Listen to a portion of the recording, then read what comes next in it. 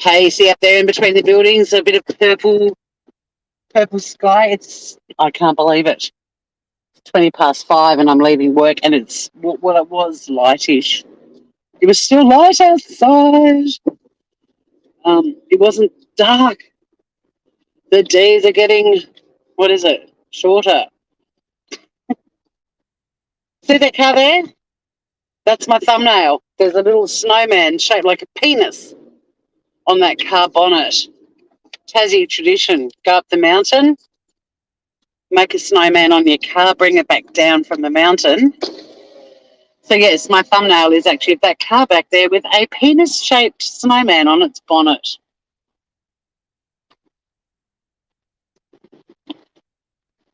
That's all I really wanted to show you.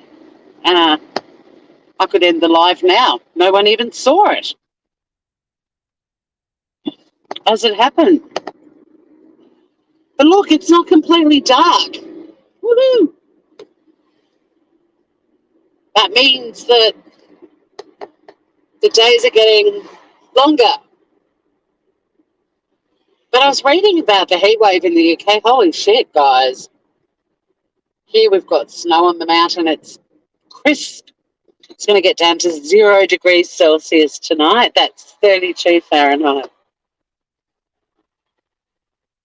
It's going to be a brewer night. But yeah, for those just wandering now, you literally just missed a snowman shaped like a dick on the car in the car park I just drove out of. Don't say I don't bring you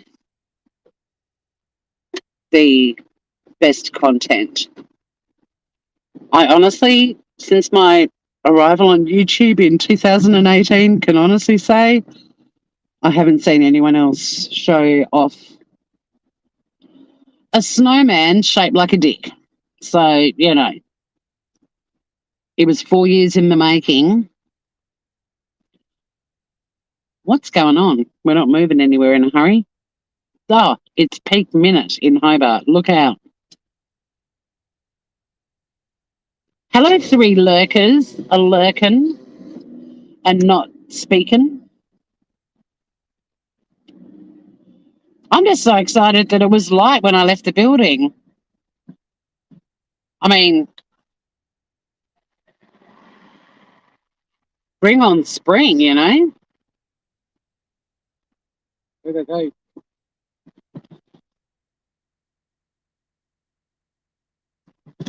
Actually, fuck it. I'm going to go that way too. Since there's not a lot of moving down that way, now I've got one lurker. Jeez. Come on, I'm showing you the sights of Hobart, Tasmania. 5:23 p.m. A brisk 8 degrees Celsius. I showed a snowman shaped like a dick, and 2/3 of my audience left. Hi, Endo. How are you doing, Groover?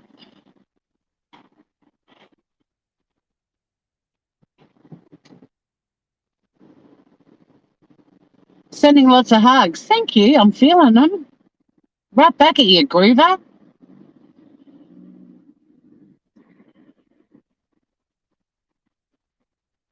This might be a really boring live drive because it will be dark soon. And there won't be much for you Groovers to see. But I did show everybody at the start of this live a snowman on the bonnet of a car that's clearly been up the mountain, shaped like a dick.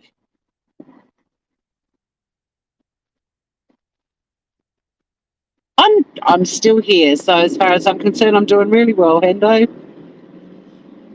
After a pretty hellish week, I'm actually, you know, I have much to be grateful for. But yeah, it's a bit of a Tassie tradition when there's snow on the mountain to drive up the top or up to the springs, because they often have the gate closed at a spot that's called the springs because there's springs there. You know, that's how we name shit down here. give it the most obvious name. Oh, look, there's some springs. Let's call it the Springs. Good idea, Barry. Um, and people make little snowmen on the bonnets of their car, or the hood, as some would call it, and then bring them back into Hobart Town. And my car park, yes, I own it. No, the car park where I park my automobile during the day, there'd be a car that has been up the mountain, and they had erected literally a penis-shaped snowman upon their bonnet. It's my thumbnail. How can one be sad when that is what one sees when one is leaving work for the day? Come on, I actually want red traffic lights so I can talk. Hey, Mel Mel. How you feeling, Groover? My thumbnail is of a penis-shaped snowman, if you need a laugh.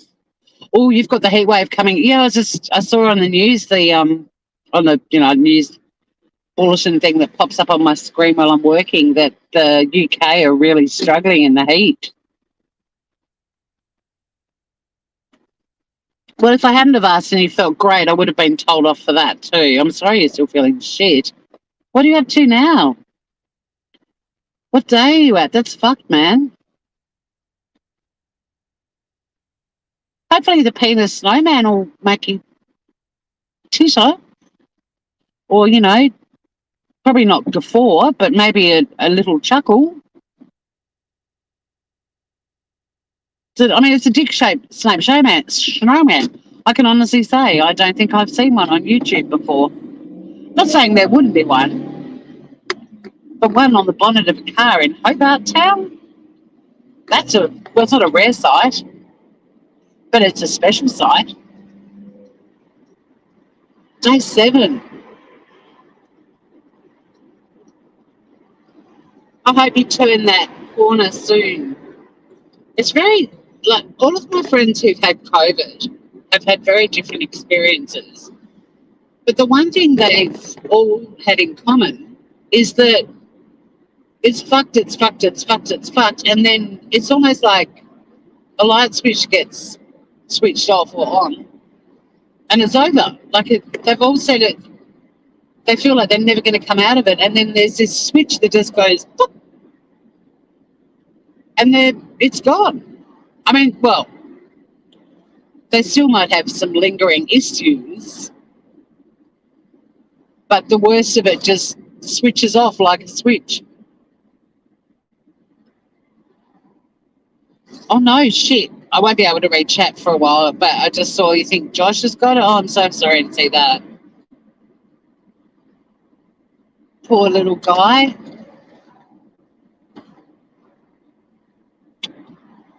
That's another thing that's so weird about it, that people in the same household, there's households with 5 people and 3 get it and 2 don't, or 4 get it and 1 doesn't. Or, like the Andys, one had it for a week, and on the day they both were free, because this was back when close contacts had to isolate as well. So his freedom day, the other one tested positive, and they had to do another 7 days.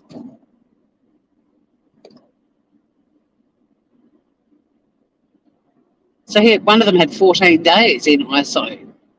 Actually, I was reading today, because of the highly contagious strain that's roaming now, that seems to even be immune to boosters, vaxxers, our health system Australia-wide is so badly compromised now that they're encouraging employers to let their staff work from home if it's feasible, because they just don't have the beds and the staff. And we've got nurses down here planning to strike, which will be diabolical, because we've already got 117 hospital workers out with COVID as we speak in Hobart, and that's a fucking chunk of healthcare workers in a city of 250,000. So I don't know if my boss will allow us to work from home. And it's not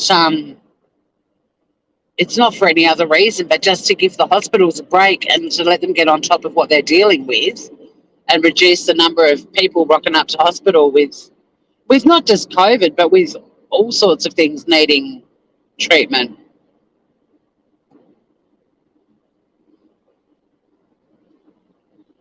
Hopefully I'll be able to check my chat again at some point, but for now I'm cruising down the highway in the non-existent sun. But it's still light. At 5:10 when I walked out of the building, it was still light. The days are getting longer. We've been through the darkest bit of winter. Not the coldest, though. It's going to be 0 degrees tonight, Celsius, in Tasmania, in Hobart. And that is 32 Fahrenheit for anyone in chat who does Fahrenheit.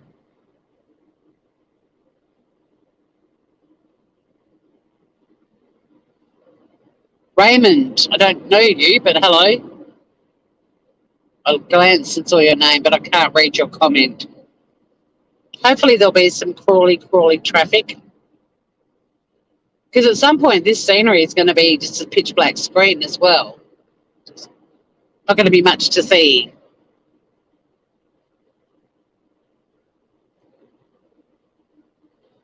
Oh, definitely, Mel. And that's been a problem with COVID from the start, is people overwhelming all the healthcare services when they could be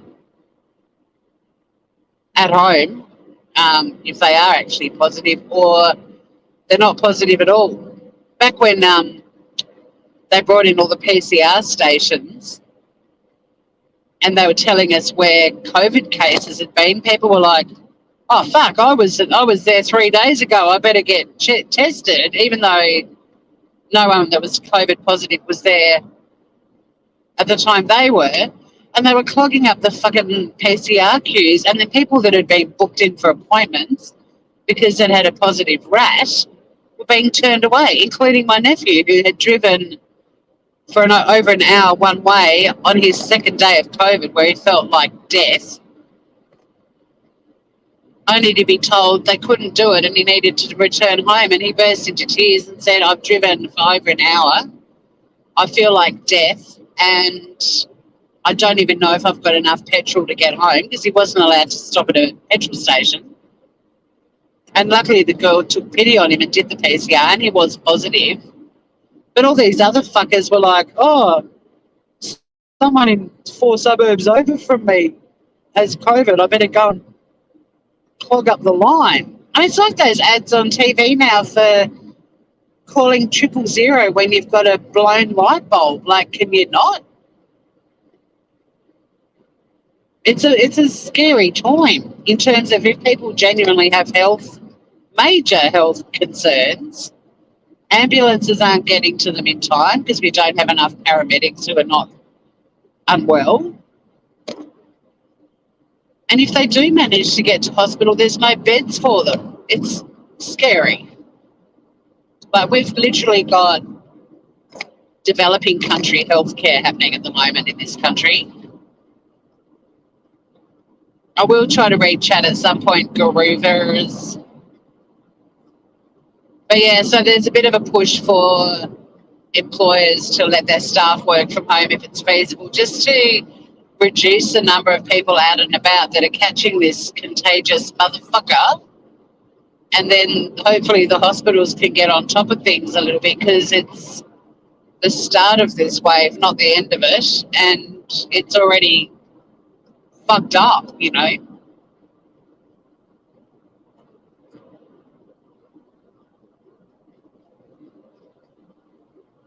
It's a grim time. So yeah, I mean, I'm working from home on Friday anyway. I get one work from home day a fortnight, and I love it. My workmate Sunny is ideal. Biscuit was home. She was wide awake and ready to play no matter what. Sunny, she'll get on the chair next to where I sit and curl up and pretty much go to sleep until I go to the kitchen to make lunch, and then she'll come in for a bit of lunch, a bit of a treat. And then she goes back to her sleepy hollow, and she might get up on the desk and give me a bit of a head boop and a smooch. But other than that, she's the best, and I get so much work done. I'd be more than happy to. I want to stay at home. I don't want to get it because I'm about to go on holiday. A holiday I have had on my bucket list for a decade, and my first holiday in over 3 years. I'm like, I want to avoid this fucker. So working from home for me would be wonderful. But I'll keep you posted.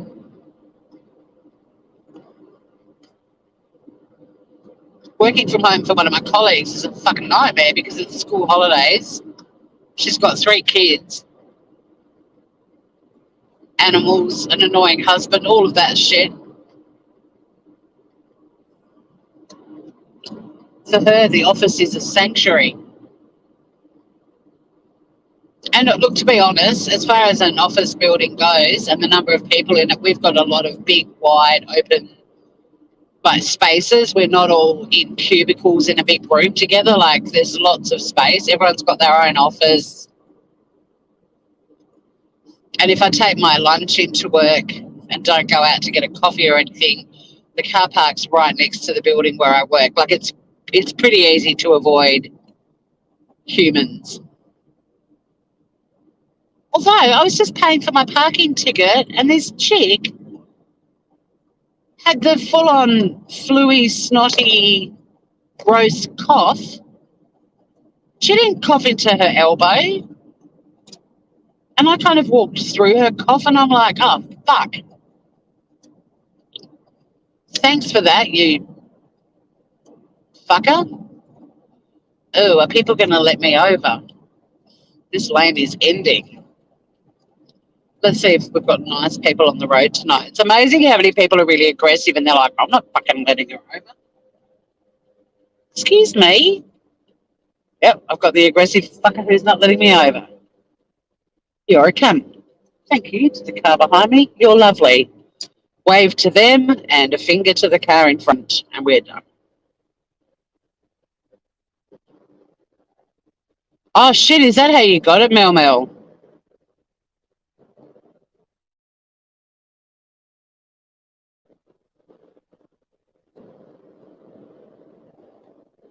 Today's test isn't so dark. What, the colour is getting paler?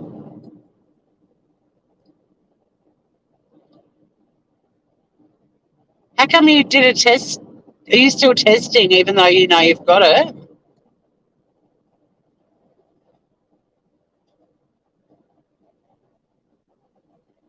Just paying attention while I go through the roadworks.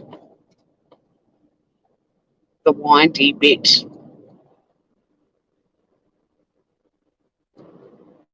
As you get better, the colour fades. How come you still have to do tests, though? Have you got different rules over there?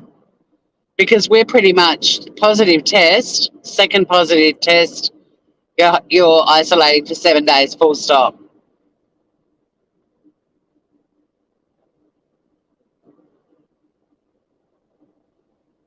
Oh, you test daily, so you know when it fucks up. We've still got, well, not as bad, but it's not so much a short. Well, it could become a shortage again, like with tests. So I don't know if I'd be able to do that every day because, I mean, I've only got, I think, 2 tests at home anyway, but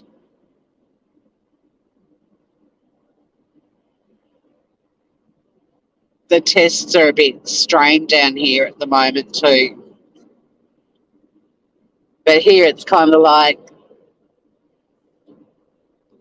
you've got it, you have to isolate for 7 days and that's it.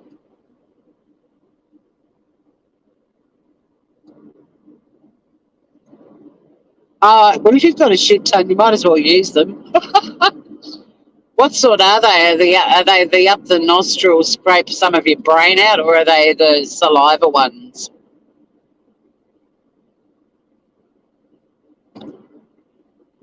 Because my sister-in-law brought some back from Singapore for us when there were fuck all tests here, and I read the instructions on the back of the box. I've still got it, and it says insert stick until you start to cry, and I'm like, get the fuck out of here.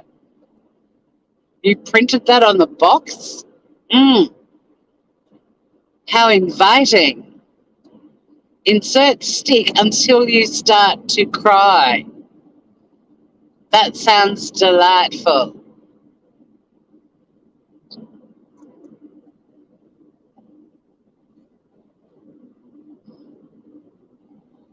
I trust the saliva ones. I've got saliva ones. I put my faith in them because they don't say anything about sticking anything in your body until you start crying.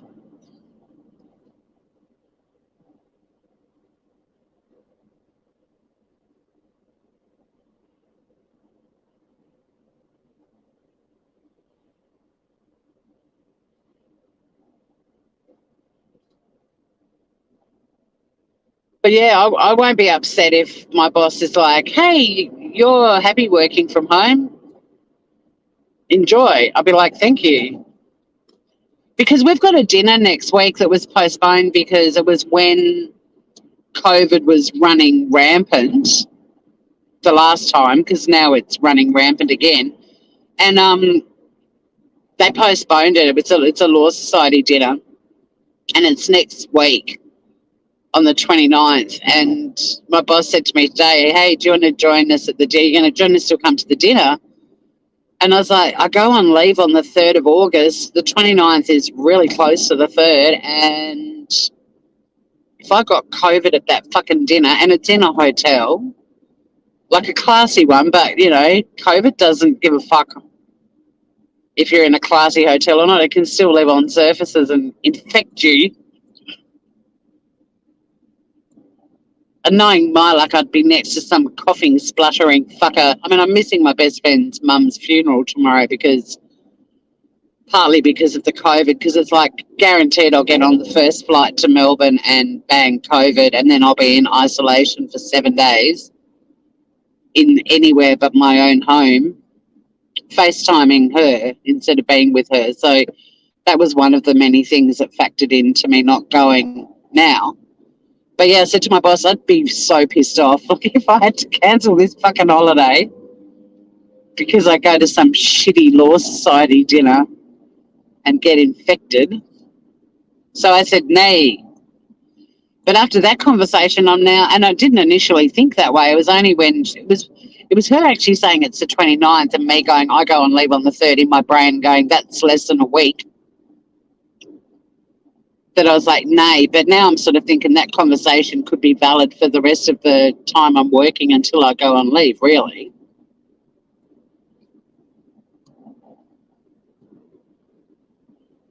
Yeah, there's over 10,000 people with it in Tassie at the moment, and with a population of 250,000, that's quite a chunk.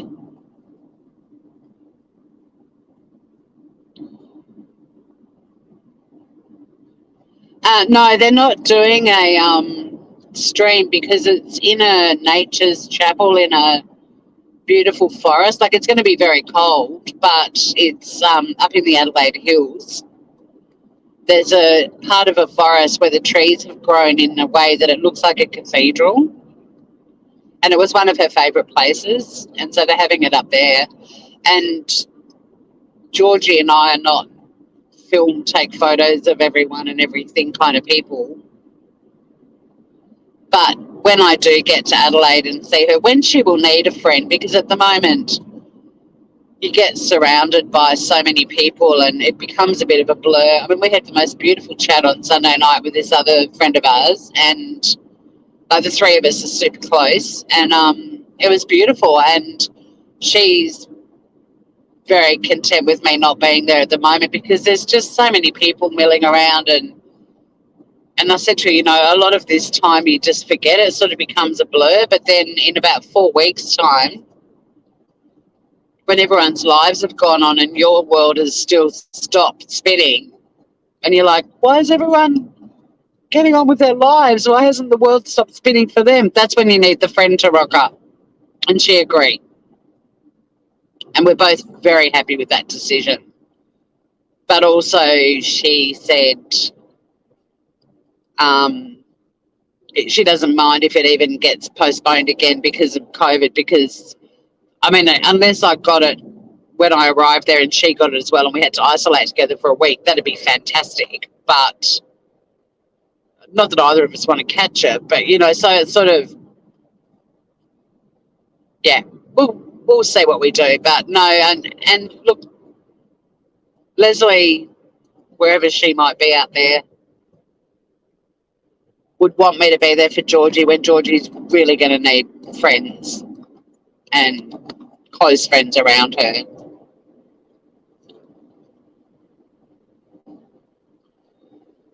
And just the adventure for me to get, not even adventure because traveling is so fucking horrible now. It's like being in a sci-fi movie. There's no mystery, intrigue, romance, adventure, excitement with travel, all the things I used to love.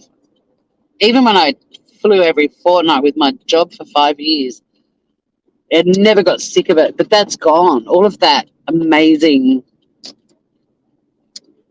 stuff that intrigued me as a tiny child, watching planes flying over, going, I wonder where they're going. I can't wait to be on one of those things.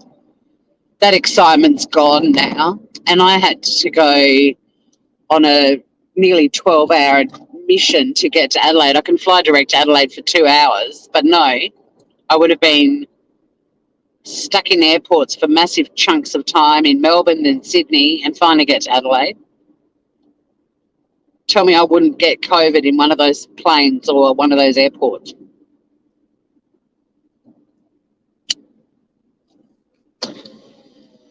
And just imagine if I then land in Adelaide, test positive to COVID, get chucked in a fucking quarantine hotel that'll cost like $3,000 on top of the $3,000 it was going to cost me to get there, and then have to FaceTime her for a week and then fly home. No. No. Shady man. Thanks, Joe. I'm gutted. It's really sad. But, I mean, fuck, last week was insanely sad. Another absolutely gorgeous friend of mine was down here with her daughter and her daughter's newborn twins to meet their 98-year-old great-grandmother. And my friend had a fall and broke her right arm and broke 4 ribs on the left-hand side. So she can't do a fucking thing. Like, she can't dress herself, go to the loo, anything. And she's already got her daughter adjusting to being a new mum with twins. And this holiday was planned months ago. And the father of the twins, right before they were due to come down, his mother was diagnosed with cancer and was given several months to live and died 2 weeks later. So in addition to meeting their great-grandmother, they've also got his mum's funeral to go to.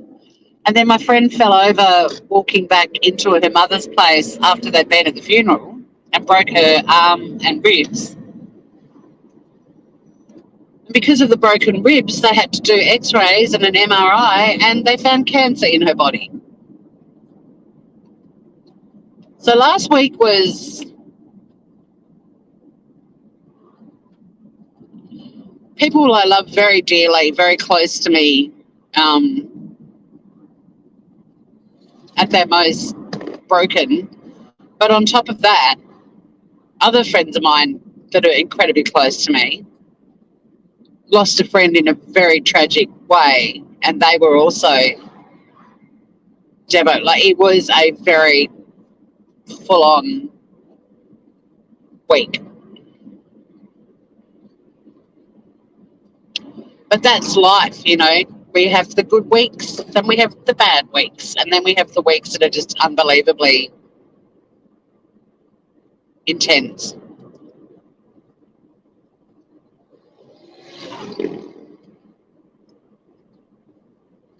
But I'm still not waking up in a country where bombs are going off,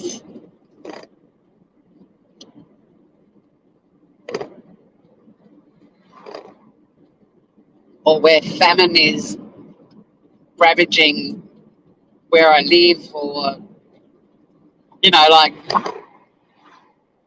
I still have so much to be grateful for.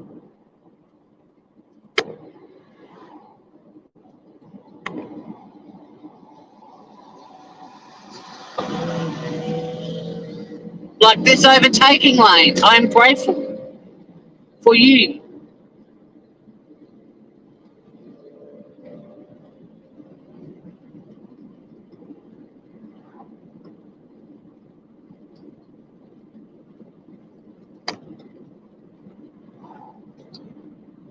But yeah, if ever there was a week where you feel like you're really living, it's a week like that.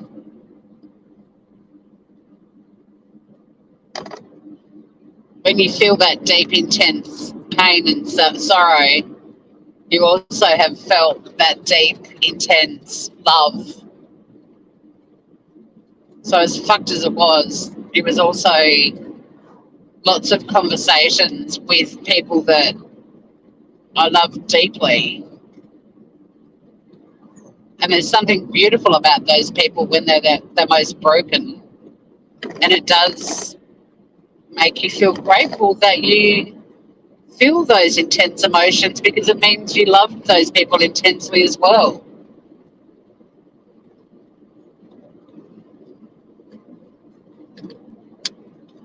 If that's the silver lining, I'll take it.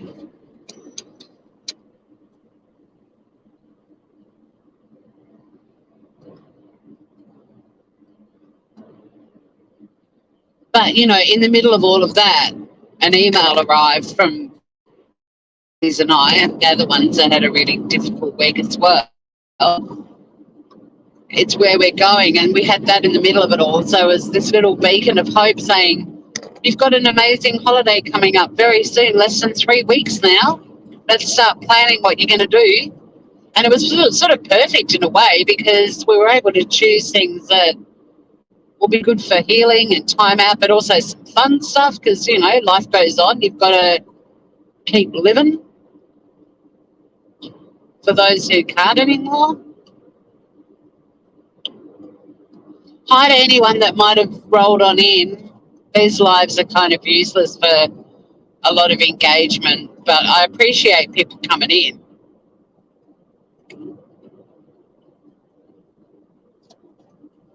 There's nowhere near as much traffic on the road at the moment because it's school holidays. So we don't have all of the the school traffic to deal with as well. So the trips, there's little crawly and lots of drivey.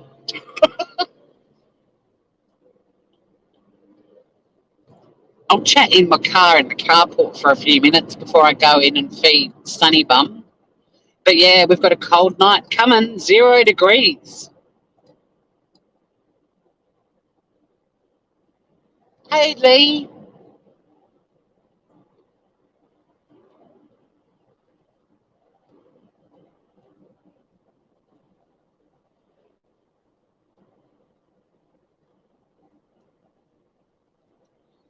Oh shit! Yeah, I heard that too, Joy. I saw it on like a little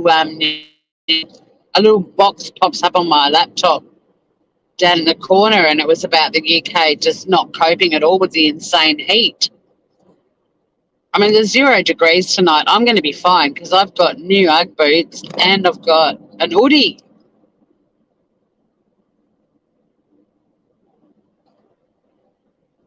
I literally put the heating on for like half an hour when I get home. Not even that long. Get out of my work clothes.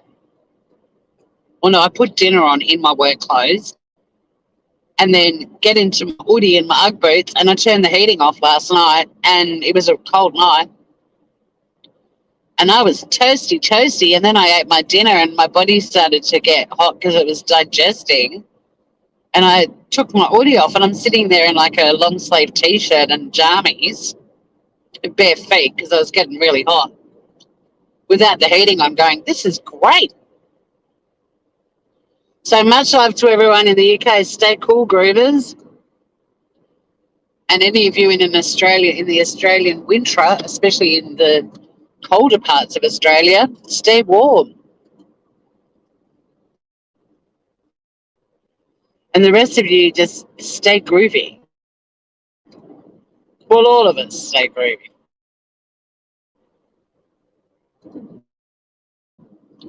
I know Lee's dropped the D. I keep going, hi Lee. And I go to say D.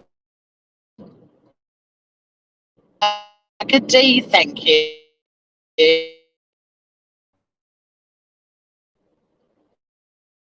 What, you want to calling me Lee without a D? Oh, listen to me cracking myself up at bad jokes. Jesus, Tori. So tomorrow, maybe there'll be a batshit. If not Thursday. I do want to talk about the likelihood of Australia versus Amber Heard at some point. I found someone to do some scam baiting with, but I can't remember where I found him. So I need to go back and find them and see if they're in the mood to chat or not. They're not fully on the hook yet. They're just nibbling.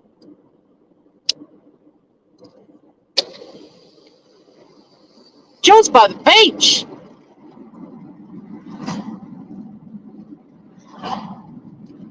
Beholder. Hello.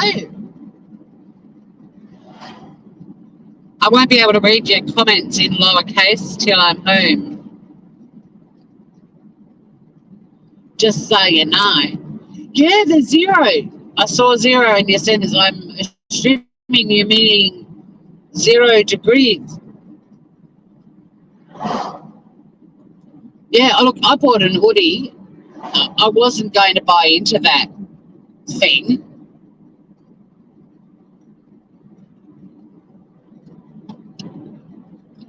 I'm funny with the names of things, and hoodie bothered me a bit. And then a friend of mine who's Finnish, but she lives in Melbourne and she's dating a Tasmanian, came back to Tassie during Dark Mofo, and she's like, tell me you're onto the hoodie thing. And I was like, no, I'm resisting it. And she's like, you are a fool. And I thought, I'm warm as toast. What do you speak of? And then intrigue set in, and I now own an hoodie, and holy shit, how did I live without it? I'm taking that thing away with me on my holiday. It's going to be in its own little suitcase with my Ugg boots. But we can take as much luggage as we want because we're not flying.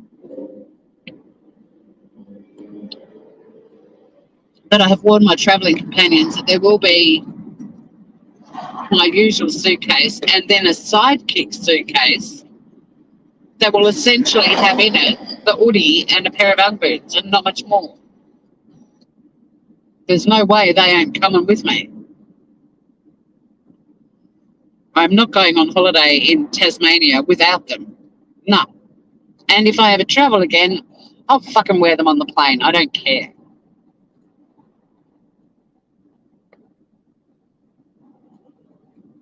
Oh, Smitten stuff is amazing. I can't afford it. Emu wool line boots. Emus have wool. I'm with you, Joey.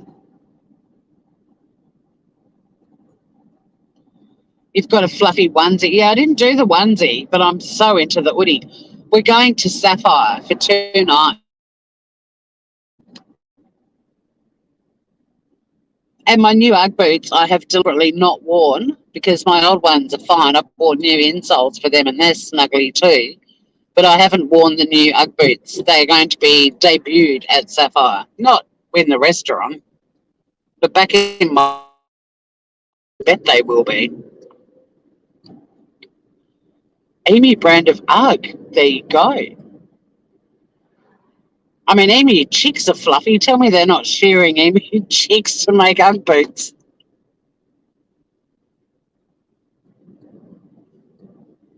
I mean, emu probably are quite fluffy under their fingers. Fucking cold in the desert at night. I know these things. I lived in Adelaide.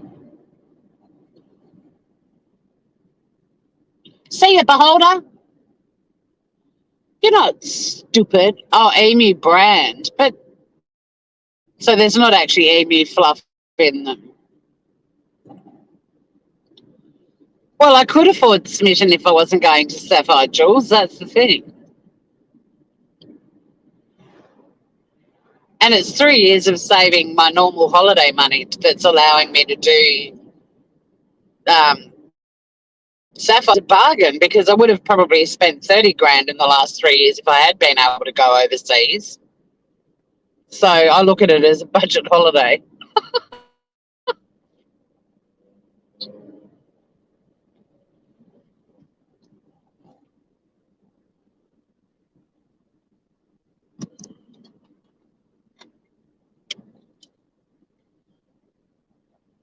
I did have a Smitten dress once and it was really beautiful.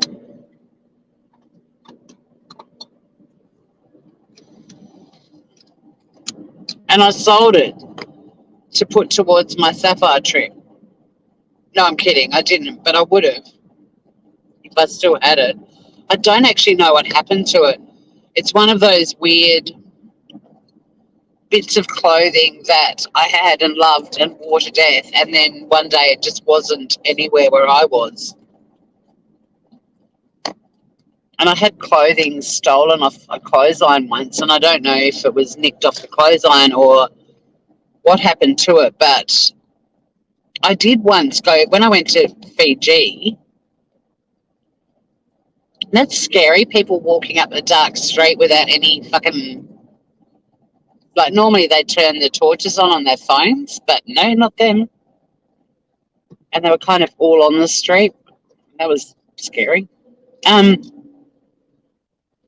yeah, I went away to Fiji for a couple of years. Yeah, it's my bucket list thing, Jules, because I'm a part-time community lawyer now. Like, I'm never going to be earning the sort of money you need, and it has been my bucket list thing for 10 years, and I didn't get to go to Japan in 2020, so, oh, shit. I kind of,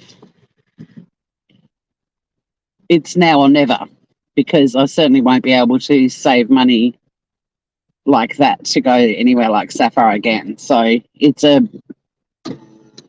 seize the day kind of holiday. Yeah, the old clothesline bandit. Yeah, I got fully snowdropped when I came back from Bali. My entire, like, when you go away on holidays, you take your favourite everything, like your best bathers, jeans, all your tops, whatever. And I got back and I washed everything and it was all out on the line, and some fucker came along and took everything except my jeans because they were still damp.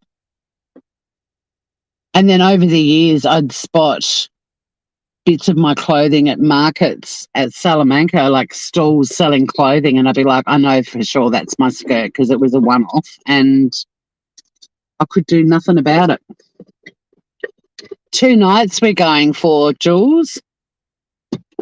And look, to be honest, the guys I'm going with have been before, and Sapphire doesn't make money from Tasmanians. They break even because we don't do all of the activities that you have to pay for, like flights over Maria Island or a day trip into Hobart and shit like that, because we're Tasmanian. We do we're doing quite a lot of activities when we're there, but they're all included. We're not doing any of the ones that if you'd flown in from some other part of the world and you're clearly loaded and you're staying at Sapphire for a week, they'll pay for all of that stuff. So,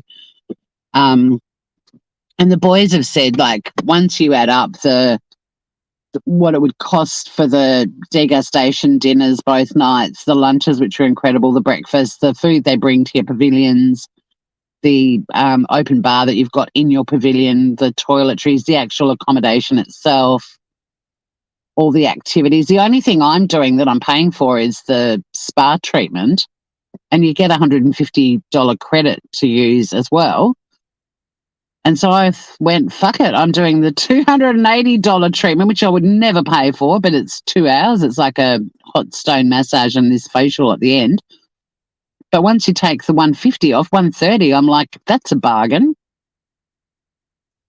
Hey, Tawny, say hi, Cement Shoes. I'm about to end this live because I'm home. And a certain little Miss Sunny Fluffy Bum upstairs will know that I'm home and she'll be like, it's dinner. Yeah, I'm going with the lovely Andes, Jules. It's going to be beautiful, and we all need it. We've all just lost beautiful people that we love to bits, and it's been a tough year for so many people, and everyone's just so broken worldwide, and it's just nice to have this little exciting adventure away, and I'm really looking forward to it. The three of us always have such a beautiful time together. Hey, Francesca.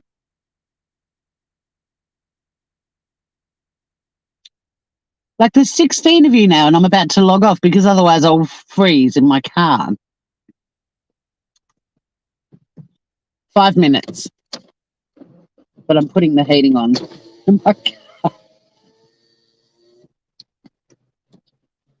Oh, look at that. It's dark. You finished din-dins, Joey. What are you cooking or eating? I bought a bento box today and it was so big I only had half of it at lunch. I'm going to have the other half tonight with some super green soup. Oh my God, I had the soup last night. Have fun cooking, Jules. I will talk about Sapphire. I'm not going to be going live from there though. I mean, I might do a photo or two, but pizza pasta dish. Interesting. Yeah, I made a soup on my channel a few weeks ago, a super green soup.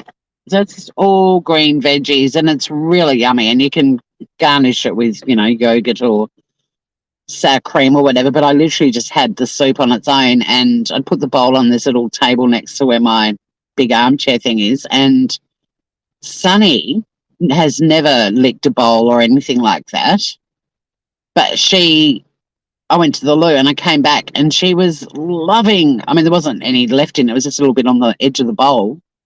I'm going, oh my God, she's into green vegetable soup. This is brilliant. If I ever can't get her cat food, I'll just make a huge batch of green vegetable soup and we'll both eat that. Bring it on. You made the best minestrone yesterday. When I was at uni, I had a friend who was 100% adamant it was minestrone, and so now we all call it that.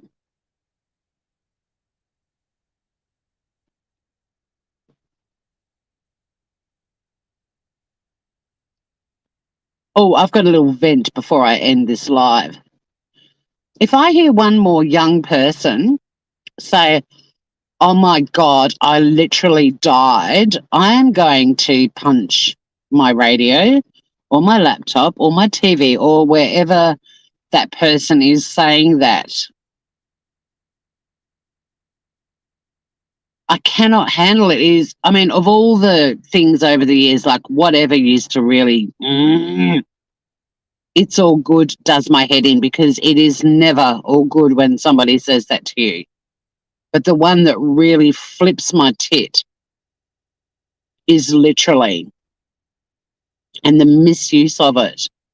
I do actually literally want to punch every single person who says literally and uses it inappropriately. I want to kick them all in the clacker, literally.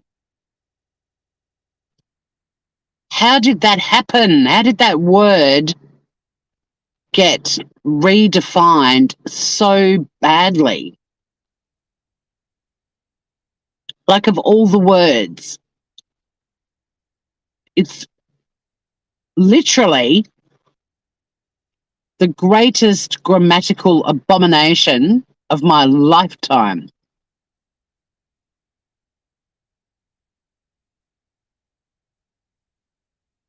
You said, oh God, no. Well, that's all right.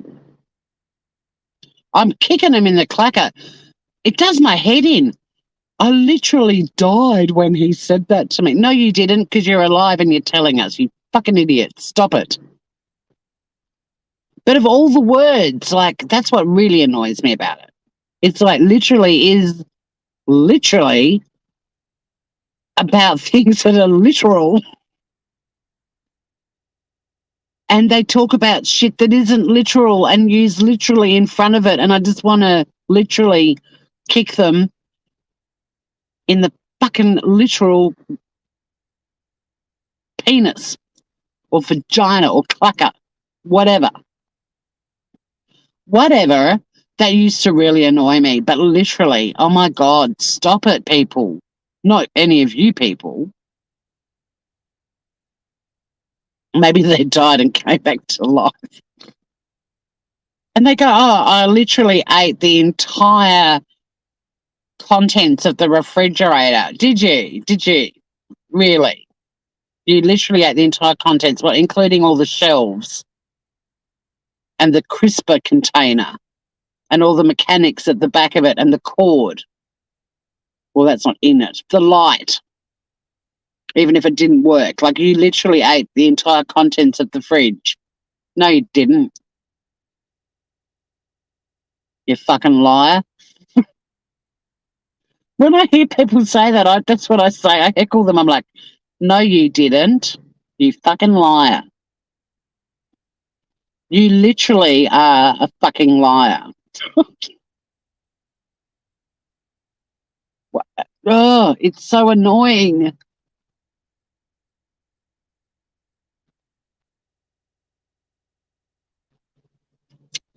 It literally is the worst fucking with the English language of all time in my lifetime. Nothing annoys me more. Tell them off, Tori. I will. I'm going to literally do a live about people who don't use the word literally correctly. And I want them all to literally come into chat and use it incorrectly so we can literally block them. Yeah, the crisper container, nom nom, the egg holder, delicious. And that top glass shelf, crunchy.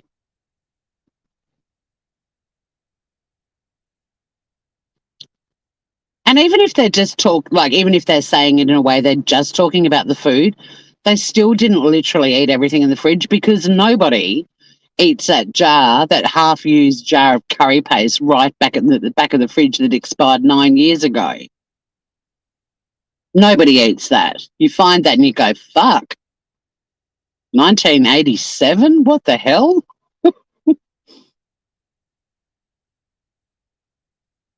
They didn't sit there and eat a tub of butter by the spoon, did they? No. No, they didn't.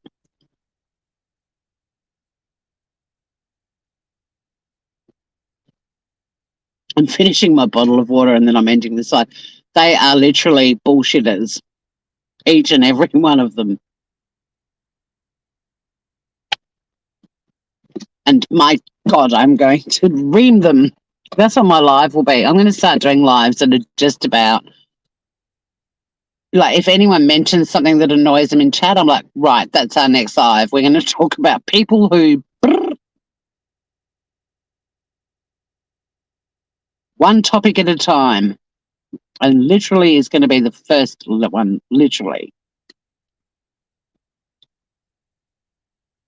But anywho, on that note, I know that upstairs there is a small, fluffy animal who is aware that I'm home and wishes to be fed.